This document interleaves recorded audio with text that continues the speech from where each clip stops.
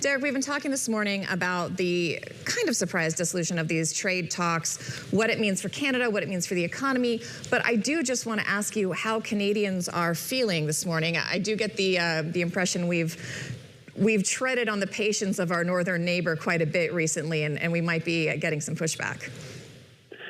I think that's accurate. It's maybe hard to fully summarize the national mood at 8:15 in the morning, but I think that you could probably say it's frustration, but not necessarily great surprise. I mean, everybody knows that there's a certain negotiating style that the Trump administration brings to the table. Brinkmanship is often a part of that, and we have seen on a number of occasions before talks between the U.S. and Canada specifically on these issues go off the rails. Last year, they were making progress toward a deal that would have lowered tariffs. This was in October. And then on a Thursday night, the president posted on social media that all the talks were terminated, and he was angry at that point. He said about the Ontario government's Ronald Reagan ad. So I don't know that the level of surprise here is all that great. Derek, what happened so much as we know it? So these talks, I checked in with Josh Wingrove, I think around 10 o'clock last night. Talks were still continuing. Do we know what the particular issues were that caused these talks to break apart? And indeed, it seems like each side is pointing the finger at the other for walking away. Yeah, we don't know in the specifics yet. I think that a lot of that, will emerge.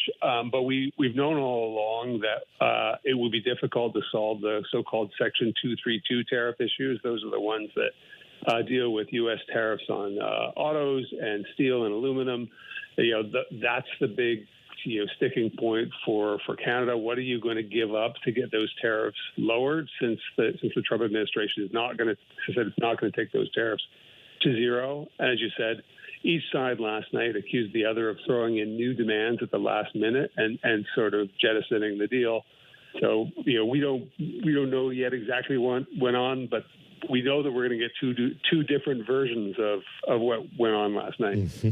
Derek, I'm wondering if, aside from this issue, which is, of course, a huge issue, if the communication between the Canadian government and Washington has gotten any better. Because I know when I was talking to folks the first time around, I was actually getting calls from members of the Canadian government asking me if I knew what their effective tariff rate was going to be, because Reuters seemed to have more information than they did. Have those lines of communication improved at all? Or is it still you don't know what you know until it's announced over Truth Social or in the room?